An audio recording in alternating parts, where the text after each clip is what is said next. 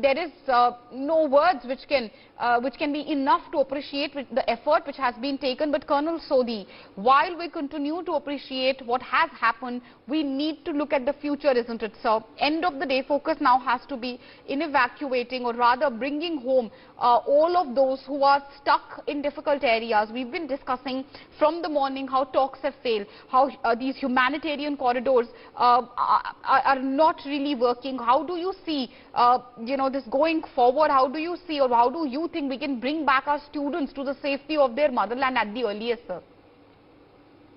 Meenakshi, that our Indian government has tried its level best to get everyone back, but still few are stranded in Ukraine. That is primarily because Ukraine is not allowing the humanitarian corridor to open in spite of Russia offering it many times.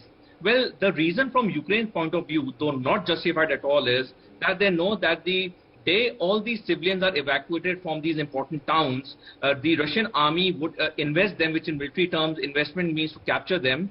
And so Ukraine doesn't want that to happen. But that is just not justified. Any professional army will never use a civilian as a human shield. Every professional army of the world is taught to fight another professional army. We, the Indian Army, have never ever in our history used a civilian as a shield. That is the reason why, our army has got such a strong respect worldwide, because we follow all the ethics that are, mandated in various military doctrines.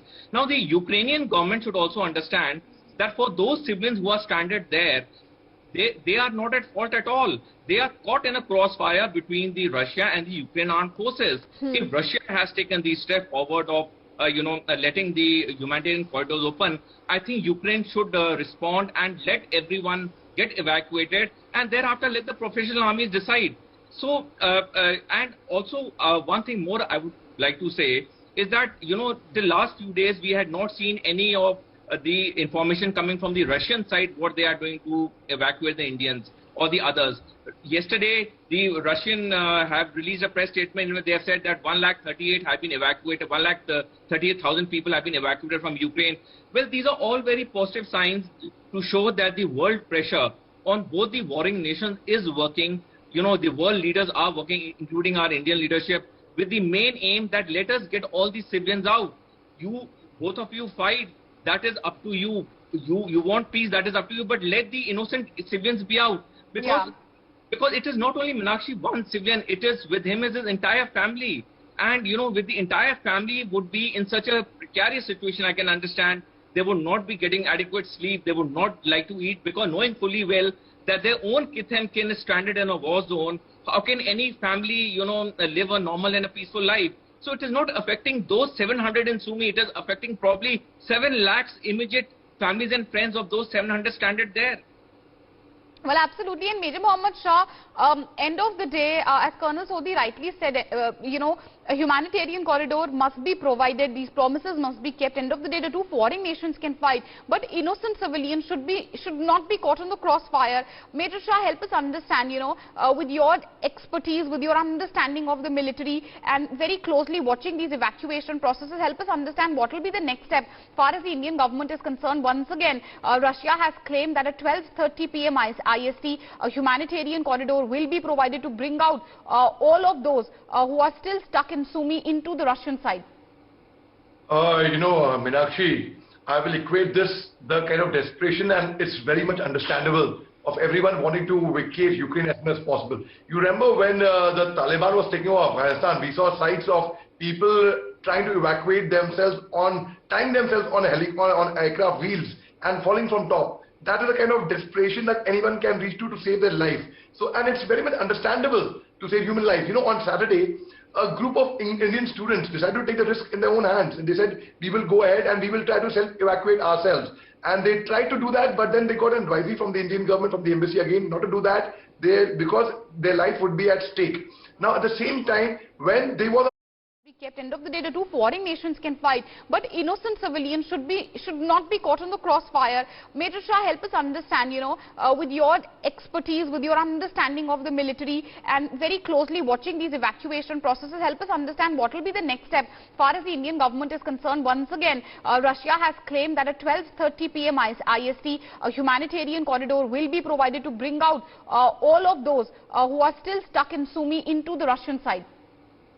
Meenakshi, I will equate this, the kind of desperation, and it's very much understandable, of everyone wanting to vacate Ukraine as soon as possible. You remember when the Taliban was taking over Afghanistan, we saw sights of people trying to evacuate themselves tying themselves on aircraft wheels and falling from top. That is the kind of desperation that anyone can reach to save their life.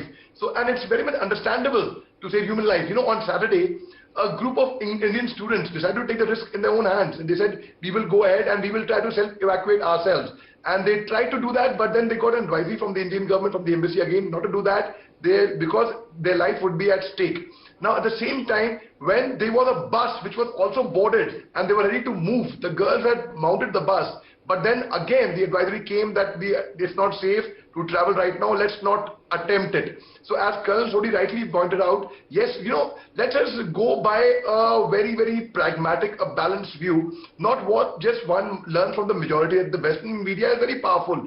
So the Western media is trying to show one thing which would suit their interest, but the actual thing on ground, let me tell you my analysis as a soldier, without favoring any, without naming even Russia or Ukraine, for example.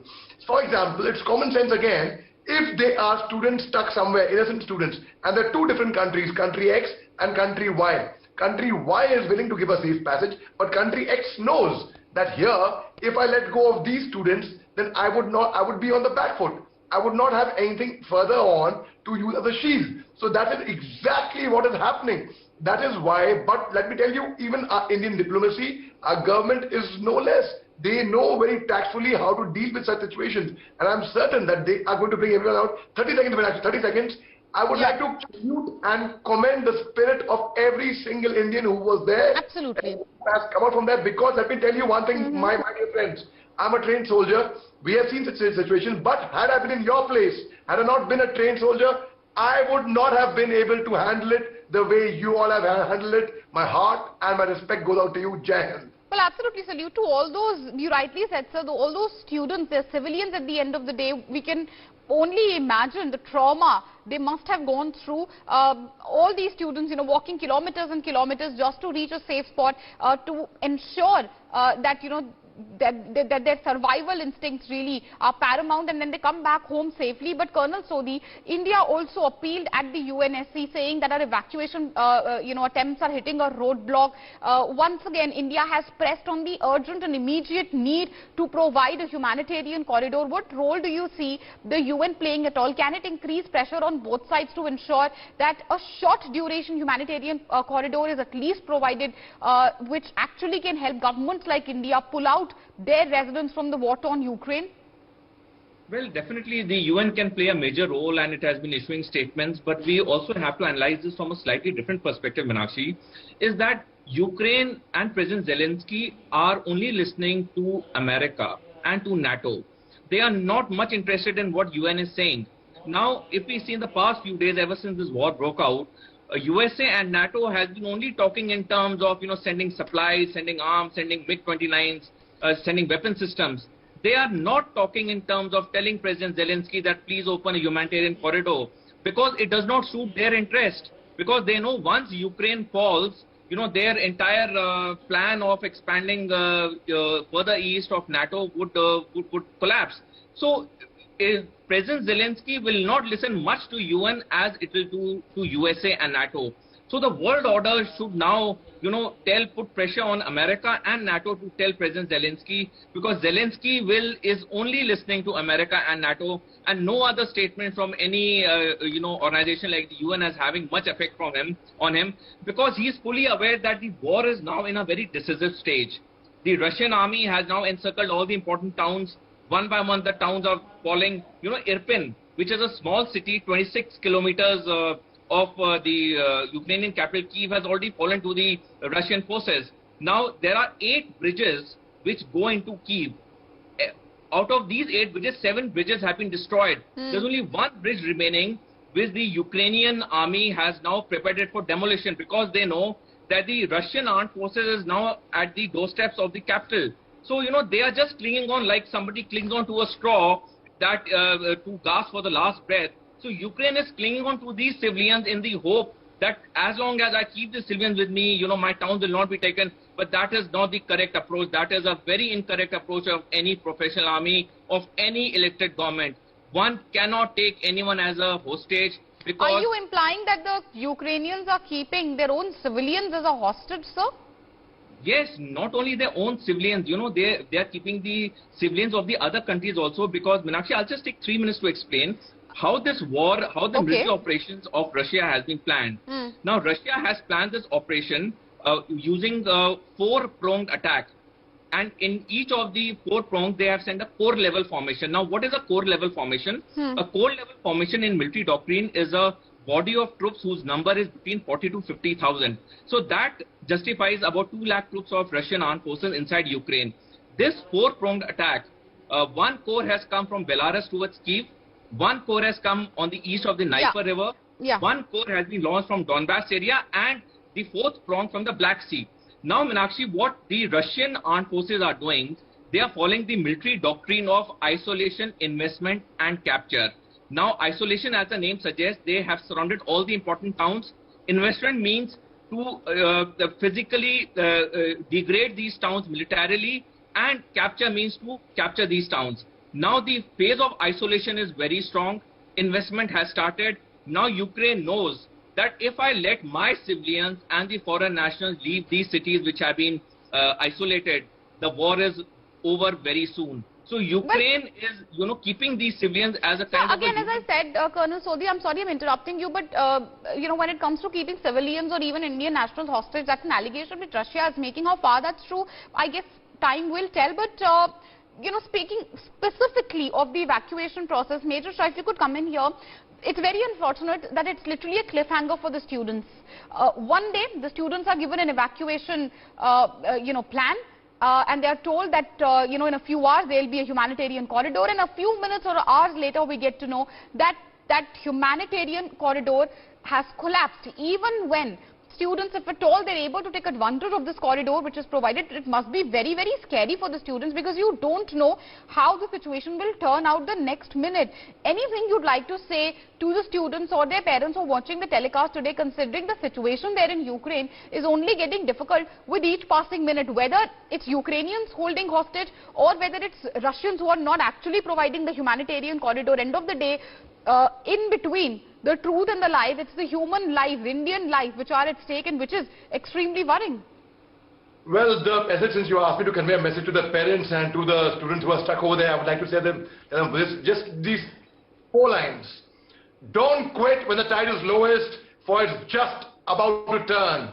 Don't quit over doubts and questions, for there's something you may learn. Don't quit when the night is darkest, for there's just a moment that will dawn. Don't quit when you've run the furthest, for the race is almost won. Don't quit when the hill is steepest, for your goal is almost nigh. Don't quit, for you're not a failure unless and until you fail to try. So the Indian government, our diplomacy, our diplomats, everyone, even you all are all doing your best. We all are doing your best. Meenakshi, you're doing your best. Sodhi is doing his best in their own way. Everyone is doing their best, so they should not give up the hope, and they should think positively. And I'm sure if they can see it happen, it will happen for sure, Meenakshi. I'm certain of that. अगर आपको दिख रहा है होते हुए कि आप अपने देश में लौट के आएंगे, बेहतरीन तरीके से, you'll come back.